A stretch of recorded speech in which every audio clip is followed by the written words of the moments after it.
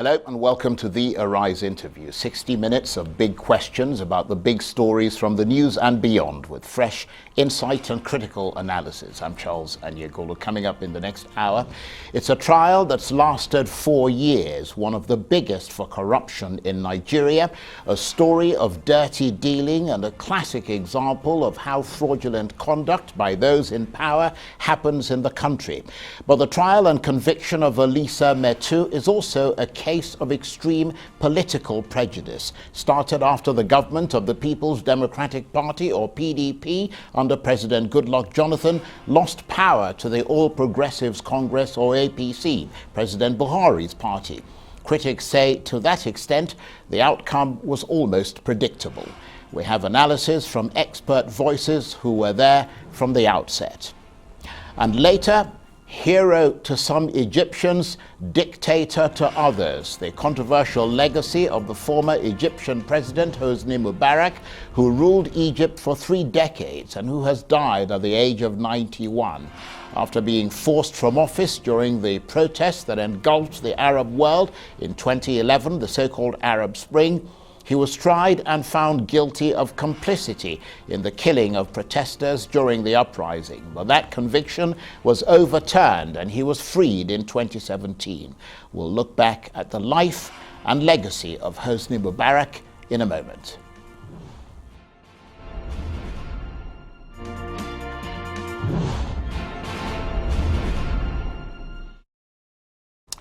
Now, with the conviction and sentencing of the former spokesman of the People's Democratic Party, Olisa Metuh, to 39 years in prison for using public funds privately and for money laundering, the national and international spotlight has been turned once again on Nigeria's fight against corruption. Every time this happens, it's almost as if, to the rest of the world, Nigeria itself is on trial. Most international observers believe that this country is one of the most corrupt, if not the most corrupt economies in Africa, and perhaps in the developing world. Well, in a moment, we'll examine the paper trail and the political questions raised by the arrest, prosecution, conviction and sentencing of Olisa Metuh, and why backhanders, bribes and officially sanctioned theft mean that more suffering is being inflicted on the poor and less well-off in Nigeria as we go in search of answers to this country's corruption conundrum. But first, here's the prosecution laying out the grounds for the case against Mr. Metuh. We filed charges against the defendants on a secondary offense of money laundering. The perpetrator or the alleged perpetrator of the offense, the primary offense of corruption and breach of trust, is the occupant of the office of the National Security Advisor as at 2014. So there's nothing wrong in what has happened. It is the offense, the law that created the offense that criminalized money laundering. It is not our making, it is the law.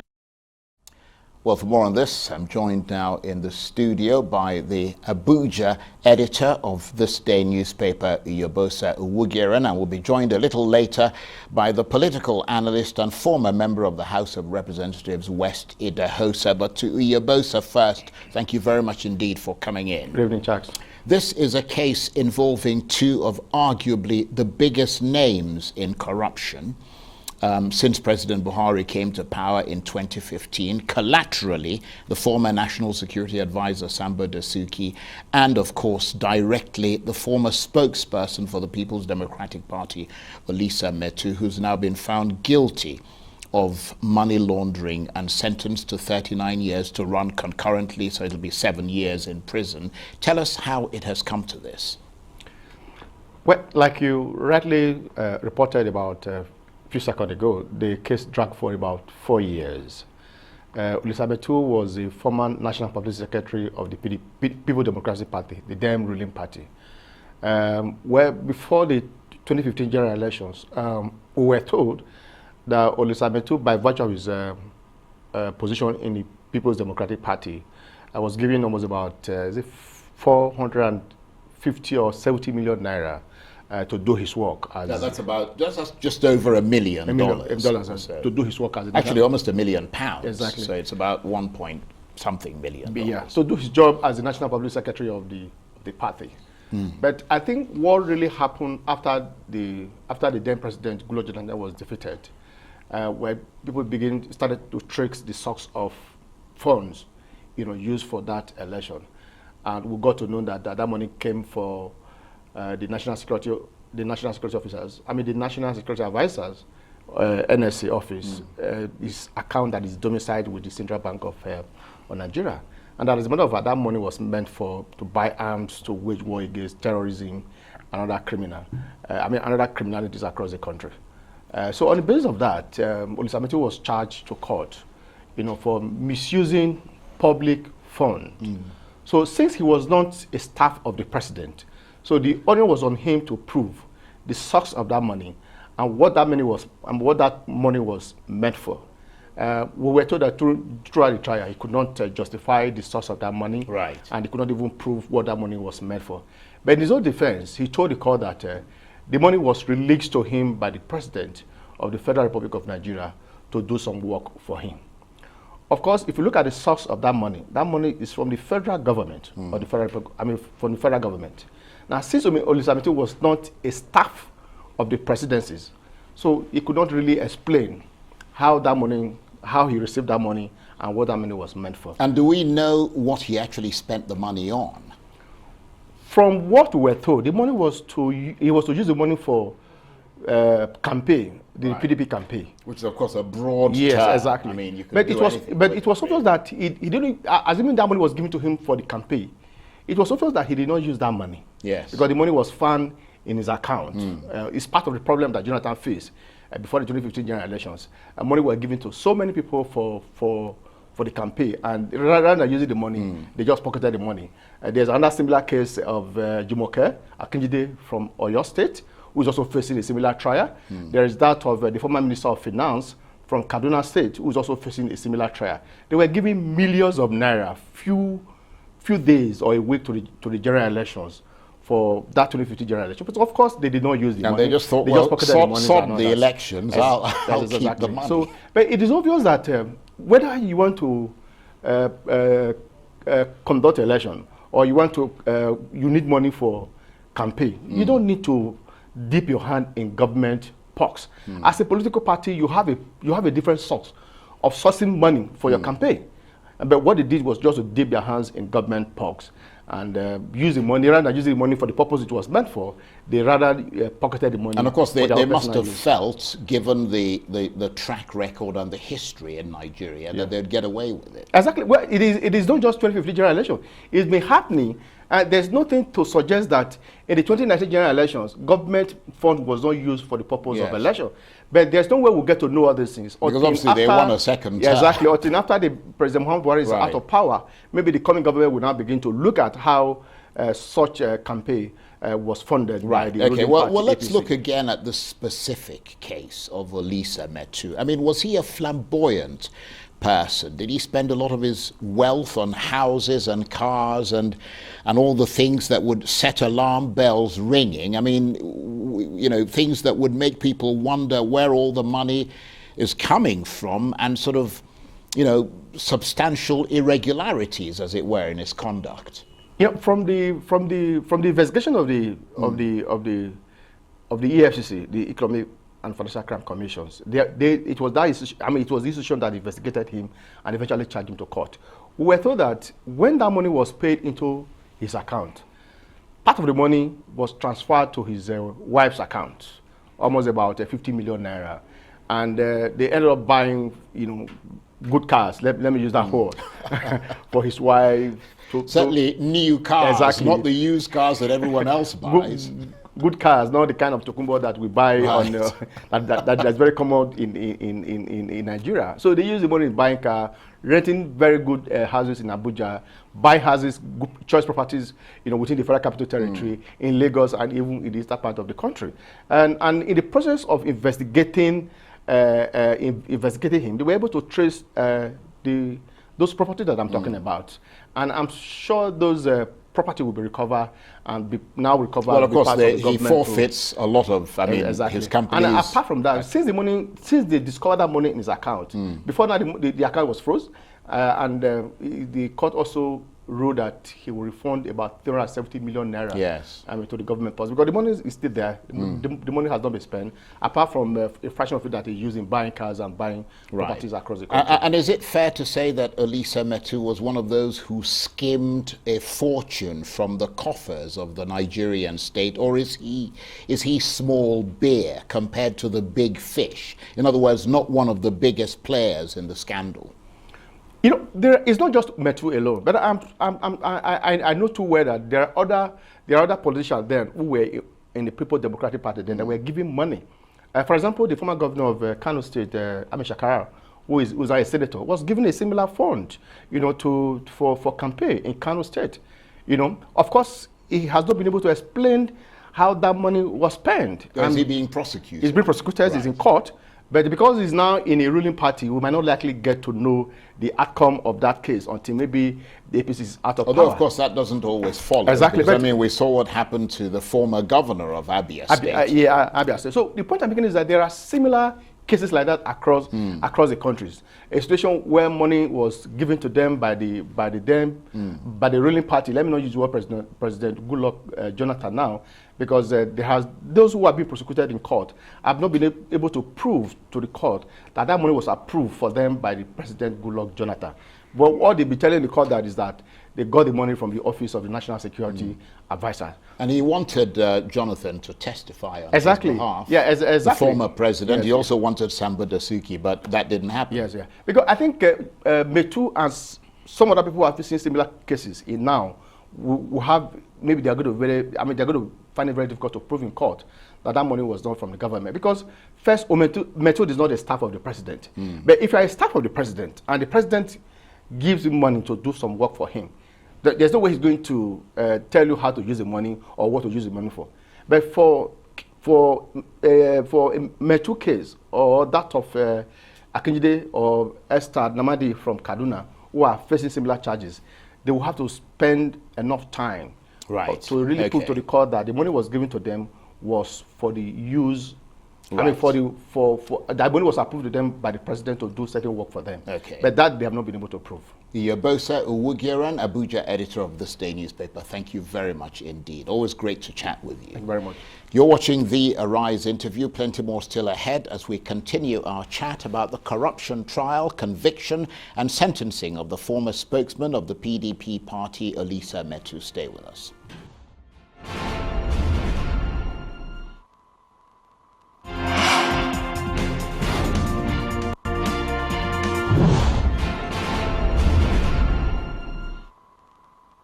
Welcome back to the Arise interview. I'm Charles Anyekolu. Now, as you've probably heard, a federal high court in Abuja has found the former spokesman of the People's Democratic Party, or PDP, Olisa Metuh, guilty of a 7-count charge of money laundering and sentenced him to 39 years in prison, which, when it runs concurrently, will be a 7-year jail term. Mr. Metuh, whose trial began in 2016, was arraigned by the Anti-Corruption Agency, the EFCC, along with his company known as Destra Investment, on charges of money laundering and diversion of public funds received from Samba Dasuki, who at the time was Nigeria's national security advisor. Mr. Metuh told the court that the money, around 400 million naira, or just over $1 million, was spent on a special national assignment. Mr. Metuh, in his defense, tried to call 2 key witnesses, the former President Goodluck Jonathan and the former National Security Advisor Samba Dasuki, but neither of them showed up in court. Mr. Metuh's legal team say they will appeal against the judgment. Confessed that issue like this is novel. In other words, he was carrying on an experiment. For me, this is a good example of a bad judgment. We have our appeal in our hands. I still have confidence in the law courts, and we are heading upstairs to the 3 wise men. We thought that our defenses shall be put through during the judgment. But incidentally, the consideration was vested in the evidence of the prosecution. The judge relied mainly on the evidence of prosecution to convict the accused, without reference to the evidence of the accused person. And we think that on that basis, the judgment is unacceptable to us. Well, with me in the studio, the political analyst and former member of the House of Representatives, Westi Dehosa. Thank you very much indeed for coming in. Thank you very much. What do you make of this case? Well, I think the case has quite a number of dimensions. First, you have to understand that this is a special case. Olisa Metuh didn't occupy a government office. He was a party operative. And then public funds found its way into one of his business accounts. Now, the conviction itself will be subject to appeal. We know that. He's already, I think they said they're going to appeal Maybe, anyway, but what is the significance? The significance is that party funding itself can no longer be on a haywire basis. So a precedent has been set, basically. In other words, what kind of money you put in to political funding of campaign is key. If in the name of being close to a public officer, you're privy to be in the corridors of power, and you think that whatever proceeds you get directly from the source, which is known to be public, can now be passed on to partisan expenditure the way you like, I think you are in for a hard time. It's a strong case and a strong indication. And it's important for me to make one point. It's not just about spending party money. It was about the money landing from government coffers into a private company operated by Mr. Metuh. And do not also forget the fact that it was a tagged amount of money, security-related amount of money. It was said to be for security services. Now, once segments of the money showed its face up in the purchase of a building in Banana Island. That's an expensive, that's expensive real estate. And then secondly, once another quantum of the money found its way into a joint account operated by the gentleman and his wife, that was a red flag. And then also do not forget that the company itself was not a security registered company. You don't just dabble into security businesses. There's a procedure to be accredited in the provision of security services. And what is even more, according to the judge, there was no contractual evidence, no documentation, nothing happened to show that there was a legitimate transaction between point A and point B. And then the source was traceable. There was enough evidence to show where the money was coming from. I think these were the cases that confounded the court, and they had to provide some solution one way. And don't forget, you can't believe two persons at the same time, on the same point, from two trajectories. You will either have to take Anyagulu's version or prefer Westi Dehosa's version. So when I listened to the lawyer talk about the fact that he relied more on the case of the prosecution than, and without considering the defense. Well, the prosecution must have made their case. It will then mean, because I have also read snippets of the judgment, and I have also listened to the magical words that may have been used with respect to, oh, the first defendant didn't strike me like a credible witness when he said A, B, C. That's evaluation going on. That's the duty of the judge, is weighing the evidence. Yes, absolutely. Preferability. So basically just put corruption in Nigeria today in some perspective for us, for the benefit of our international audience. What's the correlation, for instance, between poorly equipped schools that have more than 100 children in one class, all of them struggling to learn in a cramped and very basic sort of buildings, even chicken sheds sometimes, and corruption in Nigeria by those in power? Well, the point is, we all identify corruption as probably a big factor in the world. But in Nigeria, I think it is an extraordinary factor, an uncommon factor, driving through the Rubicons of the entire societal gamut. And this is where it becomes very dangerous at all levels. And now, it doesn't matter whether it's in the education sector, whether it's in the health sector, people are prepared to appropriate funds made for even persons with terminally ill But why is situation. that? Why is there this extraordinary sense of kleptomania, if I can use that term, in Nigeria? Correct. I think I would say 3 factors are responsible, in my own opinion. First, I will say there is a collapse in the administration of the rule of law. It's so selective when you are doing comparative analysis in the implementation of the law, you have to look at the degree of implementation of the law against the selection to ignore the law. So now when you have a ratio of about 75% to about 15%, people simply think that all you need to do is know a bit about those who implement the law.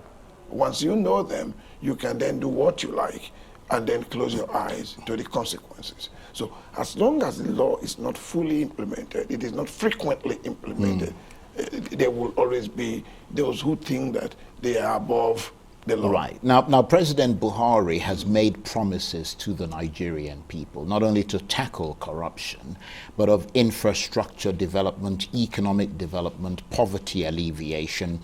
To what extent are those promises not being fulfilled because of corruption?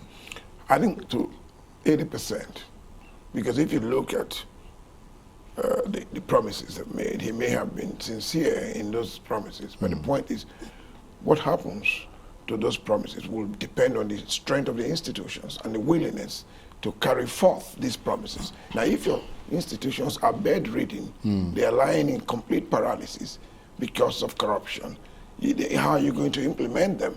And then the significant point is, if you look at the number of corrupt cases against the number of those that have been prosecuted, you will see that there's an abysmal inequilibrium. Right, so that leads to my next question. I mean, are you impressed with the anti-corruption agency, the EFCC, whose job it is to investigate the likes of Olisa Metuh tenaciously and bring them to justice? Or is there a sense that the EFCC is politically motivated and targets those it goes after?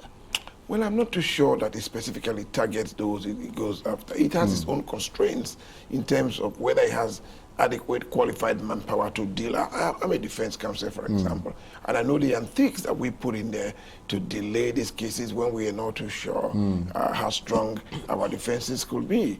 And I think I must single out the gentleman who is there now. I have no record of psychophancy, but Magu, as a person, I would say that he's been quite committed, because you have a lot. That's the head of the EFCC, the right. present head of the EFCC. Right. The acting head. Yes, I think he's fighting, he's trying his best, and you can see that we are beginning to record significant convictions. There are other convictions, right, but they may not be so societally significant. Right. There are deterrent convictions. This is one of them. But so you would say that these types of corruption cases are difficult to prosecute, and that's why it's taken, I suppose, 4 years to get to this point. Of course, because don't forget that these are people who have resources to spend on some of the best lawyers around, and then they have to come together to put a synergy effort to defend their client. And so they play all the tricks in the world and see how best they can. If they are lucky, they get away with it. If they are not so lucky, the law takes its course. And how is it in the context of Nigeria and this particular case? Because, of course, there is a bribee and a briber. In other words, there's two sides to the story. How come Olisa Metuh has been found guilty and now jailed, and Samba Dasuki, the former National Security Advisor, from whose office the money allegedly emanated, is not jailed? He's standing trial. Yeah, he's standing trial, but I mean, but you it's not over. You, I mean, you don't jail arbitrarily. Yeah. You jail in accordance. No, absolutely, but with it's the rule of it's law. taken a very long time. That's a different kettle of fish. Right. I mean, the question is he standing trial? My answer is yes. And so, to that extent, we are worthy. He's being held to account. So, yes. So right. what we expect the courts to do is to ensure that they do not allow any form of deliberate time wasting. And they can do that. They can go from day to day trial. They can impose conditions that will make it impossible for you to become unreasonably guilty of delay in the conduct of the case, both on the side of the prosecution and in defending the case. Sometimes the prosecution's manpower can be responsible for delay, and sometimes the court itself. And then lastly, the defense The counsel. bureaucracy and all of that, So, of course. so it's a working system that must be improved. Well, very, very interesting. I want to say thank you very much indeed to the political analyst and former member of the House of Representatives, who of course happens to be a lawyer as well, West Judehosa. Thank you ever so much. Thank you You're very watching much. the Arise interview, plenty more still ahead, including we examine the divisive legacy of the former Egyptian President Hosni Mubarak, whose funeral has taken place in Cairo. Stay with us.